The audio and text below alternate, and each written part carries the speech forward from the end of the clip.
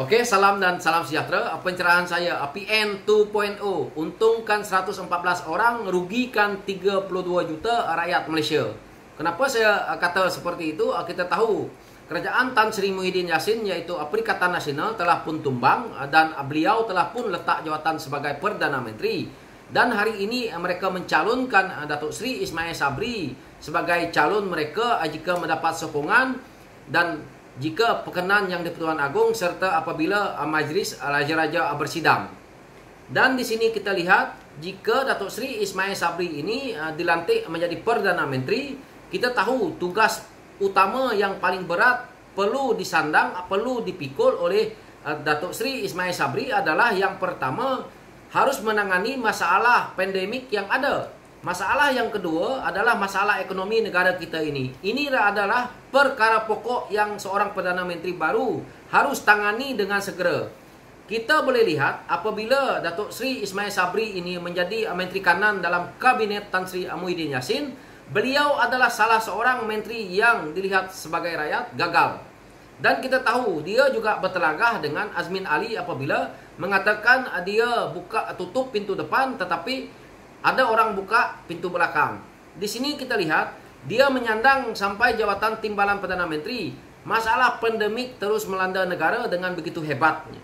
Ini adalah jelas. Ini bukan satu yang kita buat data yang ataupun secara rambang untuk nak dibahaskan. Ini adalah satu kenyataan yang kita boleh lihat sebagai rakyat. Dan hari ini dia dicalonkan untuk menjadi Perdana Menteri. Apakah beliau mampu untuk menangani dua isu besar ini dan menyelamatkan negara kita ini? Itulah saya katakan, jika beliau gagal menangani dua isu besar ini, maka kerajaan ini juga dilihat akan gagal. Maka ini akan merugikan kita sebagai rakyat Malaysia kerana sudah membuang waktu berbulan-bulan. Dan kita lihat apabila beliau gagal dalam menangani isu pandemik yang melanda negara kita ini, apabila mereka masih dalam kerajaan Perikatan Nasional yang lalu, hari ini dilantik untuk menjadi Perdana Menteri, beliau juga saya lihat tidak boleh menangani masalah ini. Kerana orang yang akan dilantik untuk menjadi kabinet yang terbentuk itu nanti adalah orang yang sama yang mana dia juga telah pun diberi amaran oleh Tan Sri Muhyiddin Yassin, yaitu apabila memberi sokongan bersyarat kepada beliau sekiranya menjadi Perdana Menteri. Di sini dengan jelas kita tahu di dalam syarat itu Tan Sri Muhyiddin Yassin tidak mahu mereka yang dikatakan selama ini bersekongkol dengan kleptokrat. Jadi mereka-mereka ini contohnya seperti Datuk Seri Zahid Hamidi, seperti Datuk Seri Najib Razak, mungkin Datuk Seri Aziz. Ini adalah mereka yang dilihat tidak boleh bersama dalam pembentukan kabinet dia nanti. Jadi apabila dia membentuk kabinet baru, dia akan merecyclekan pemimpin yang digunakan oleh Tan Sri Muhyiddin Yassin yang lalu. Maka di sini rakyat melihat bahwa akan berlaku lagi satu kegagalan. Inilah yang amat mengerikan kita rakyat, kerana perkara ini bukan akan berlaku 1-2 bulan.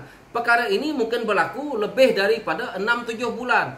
Dan bagaimana jika dia tidak berjaya menangani masalah COVID ini? Dah tentunya mendekati ke arah pilihan raya. Apabila mendekati ke arah pilihan raya, maka pandemik belum selesai, maka berlaku pula pilihan raya. Ini akan menambahkan sengsara kepada kita rakyat. Itulah saya kata, mengapa untungnya kepada mereka yang 114 orang, tetapi yang merana adalah kita 32 juta rakyat Malaysia. Ini yang kita perlu ingat hari ini. Kenapa kita lihat dia akan gagal? Kerana dia menggunakan recycle kabinet Tan Sri Muhyiddin Yassin. Dan apabila dia gagal menangani isu COVID, kita tidak perlu lagi nak menceritakan dia akan berjaya menangani masalah ekonomi. Kerana dia terkait. Masalah COVID kamu tidak boleh selesaikan, maka tidak perlu nak bercerita masalah ekonomi. COVID ini nak diselesaikan memerlukan kewangan. Ekonomi belum selesai, bagaimana hendak menyelesaikan masalah daripada COVID ini tadi ataupun masalah daripada kita punya pandemik ini? Kerana kewangan ini harus kepada pandemik yang ada. Pandemik yang ada memerlukan kewangan. keuangan tidak boleh dicari karena kamu tidak berjaya menangani masalah pandemik. Inilah yang akan berlaku. Dan kepercayaan pelabur ataupun mereka yang ingin melabur ke dalam negara kita ini tidak akan ada. Keyakinan saya itu. Dan kita tahu hari ini apa yang berlaku, mereka cuba untuk membentuk kerajaan ini adalah bertujuan untuk tembolok mereka sendiri, yang mana kita tahu pimpinan daripada PAS contohnya.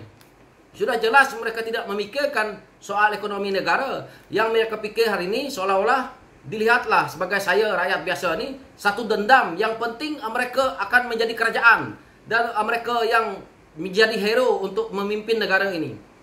Tetapi hakikatnya mereka tidak boleh membuat kerja. Itulah yang jelas sekali. Inilah yang paling menyedihkan negara kita ini, apabila pimpinan daripada parti yang kalah, yang ditolak oleh rakyat, pergi memimpin negara.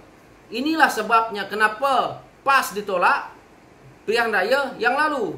Kerana rakyat sudah nampak bahawa mereka tidak mampu untuk nak membentuk kerajaan.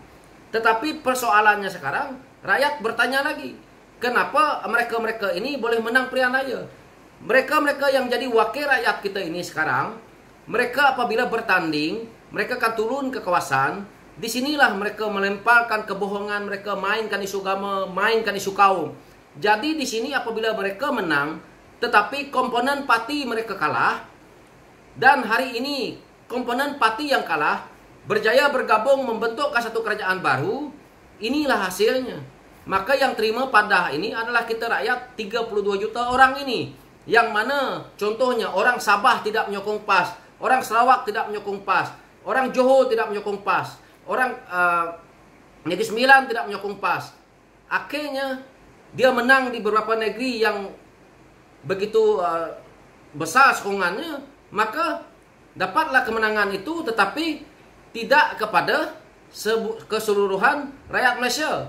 Tetapi hari ini mereka nak memimpin negara ini yang rakyatnya 32 juta rakyat Malaysia, mereka tidak mampu memimpin kerana selama ini yang mereka mainkan adalah isu kaum dan agama. Apabila mereka berjaya ke puncak pimpinan negara kita ini, maka mereka tidak balance kerana keinginan mereka, kepentingan mereka hanya untuk diri mereka, tidak keseluruhan rakyat. Inilah kerajaan yang mereka bentuk ini.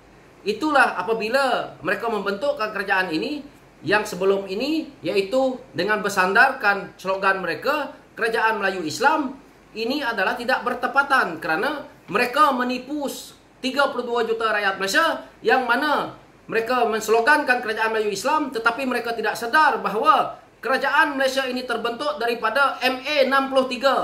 Inilah yang pemimpin PAS bohongkan kepada rakyat, yang mana pemimpin UMNO juga bersubahat membohongi rakyat. Inilah yang kita lihat hari ini.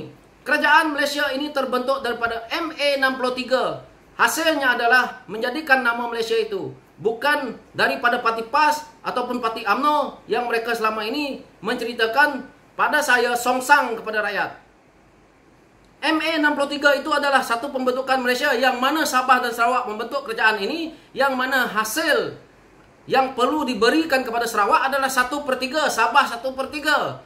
Tetapi apa yang berlaku, mereka membohongi. Apabila kita tahu Barisan Nasional ataupun UMNO memerintah begitu lama, kita tahu juga inilah kebohongan yang paling besar mereka lakukan, yang mana di buku-buku teks pun mereka cuba sembunyikan sebenarnya apa ini Malaysia.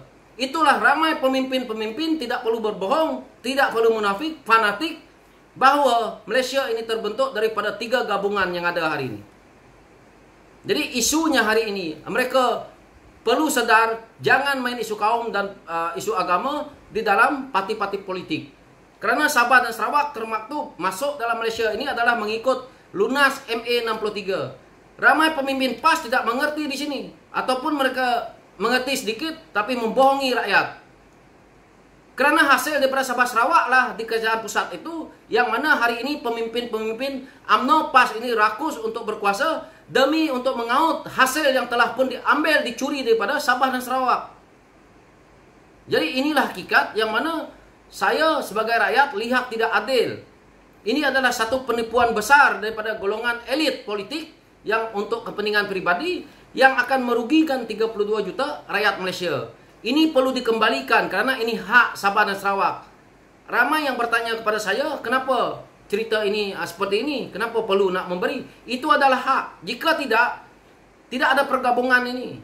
Inilah yang dituntut oleh anak-anak Sarawak hari ini. Yang mana apabila cerita ini dibongkar oleh mereka-mereka yang elit juga, mereka juga akan mendapat sesuatu yang kita boleh lihat. Mereka akan ditahanlah dan berbagai-bagai. Kerana ketakutan ini.